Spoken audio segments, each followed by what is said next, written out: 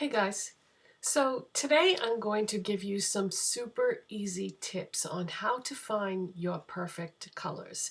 And I had read this somewhere many years ago and I've never forgotten it because I feel like this is a pretty much fail-safe formula to choose colors that would look flattering on you. And the categories that they used were for eyeshadow, lipstick, and tops, or it could be like a dress, but something that was, close to your face, whether it be a shirt or the top of a dress or whatever. So that's what I'm going to tell you today. And this is just really super easy and quick. And I deliberately chose things today that follow this formula. Now, I am a big believer in wearing whatever you want to wear, whether it looks good on you or not. I do that all the time.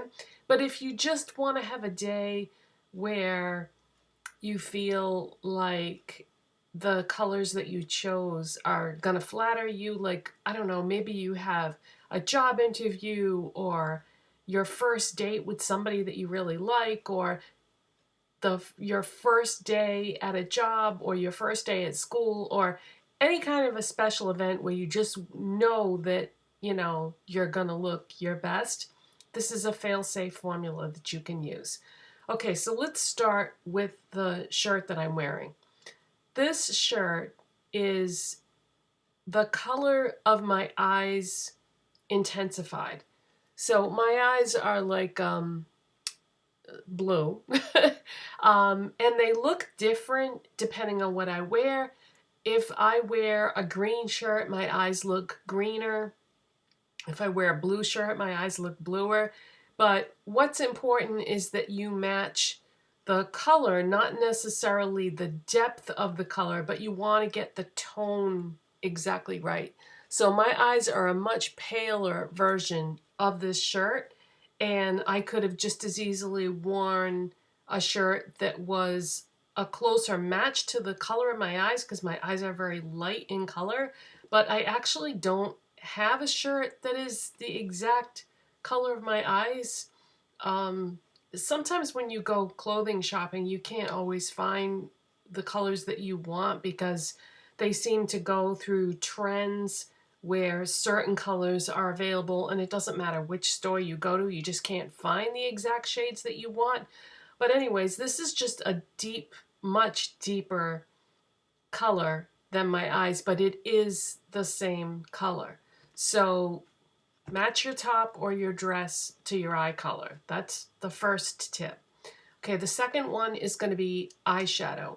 If you want to wear the most flattering eyeshadows for you, match the eyeshadows to your hair color. And I know you almost can't even see my eyeshadows today. They're very, very light, very, very, very subtle. But that's because since I have grown out my hair is extremely light and subtle. And those are the type of eyeshadows that look best on me. I don't wear them a lot because when you make videos for YouTube, the camera washes things out. And so if you wear something subtle like this, it almost looks like you're not wearing anything at all. But these are the best shades for me because they really complement me because my hair is extremely light. So just to show you which shades I used, this is the Lamora Exposed Nudes palette, one of the palettes that I bought on Amazon. And the shades in this palette that are the closest to my hair color are Metal. So I put that on my lids. And then Cameo, this shade I put in the crease. Now they're both shimmer shades, and I wouldn't normally wear a shimmer shade on in my crease. But in this case, in order to make the formula work, I had to do it that way because this is the only matte shade in the whole palette, and that's just way, way too dark for what I'm trying to do here. So if you blend out Cameo, you still get the color, and you can like blend out the shimmer. That's what I like about this palette, is you can make the shimmers as intense or subtle as you want them to be, depending on how much you blend the eyeshadow. So that's what I did today. So these are like my perfect eyeshadow colors for my hair. We're not talking about this color down here. This was dye that is going to be gone soon, hopefully. I've been trying to grow out my hair now for over a year and a half. But anyway, if we're just going by my natural hair color, these would be the perfect eyeshadow shades.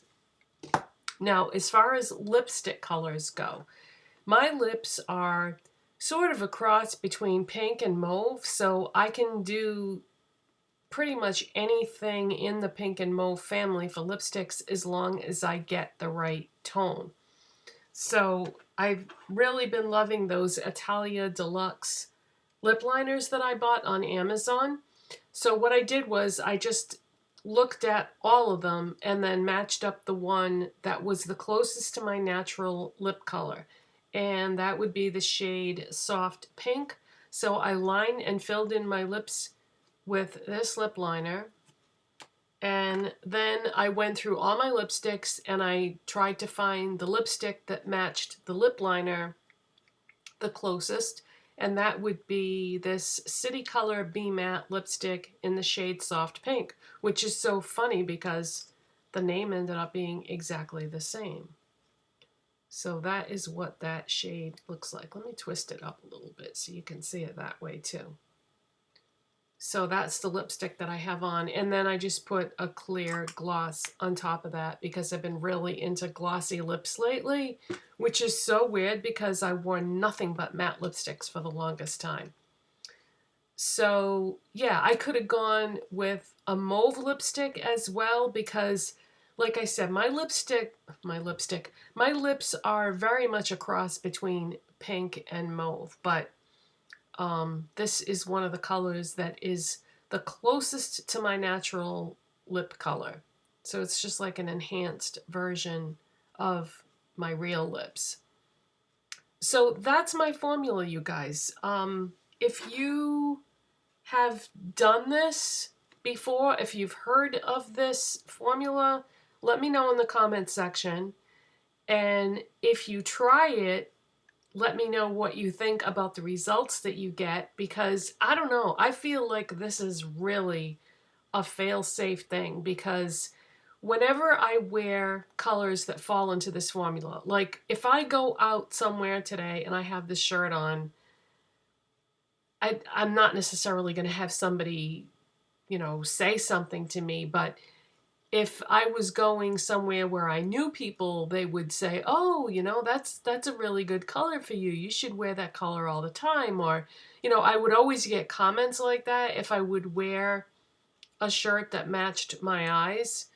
And, or somebody would say, oh, I really like your eyeshadow today. Or I really like your lipstick. Or you just, it happens enough that you know that the formula works. So I just want to mention one thing.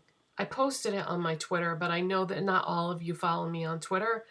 But there's something really important going on in the news lately. And just in case you don't see it or hear about it, I just wanted to mention it like sort of as a public service announcement because it's such a common thing. For those of you that own dogs, if you take your dog out to a public place where there is a body of water, dogs love water and they always just go right for it. You know, if you don't have your dog on a leash and you go to a place where they can, you know, run free to a certain extent, dogs will always just jump in a pond or a lake or the ocean or whatever.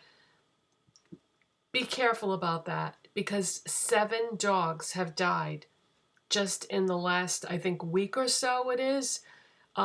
Toxic algae blooms are really prevalent in the southern part of the United States right now. I mean, it's all over the news, but not everybody, you know, some people actually try to avoid the news. But this is a case where I don't want something to happen to your dog because you didn't hear about it.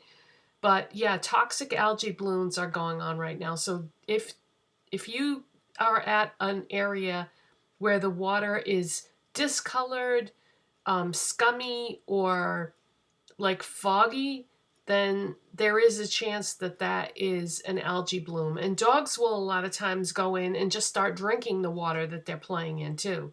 And it's probably not going to be clean or safe for them to do so.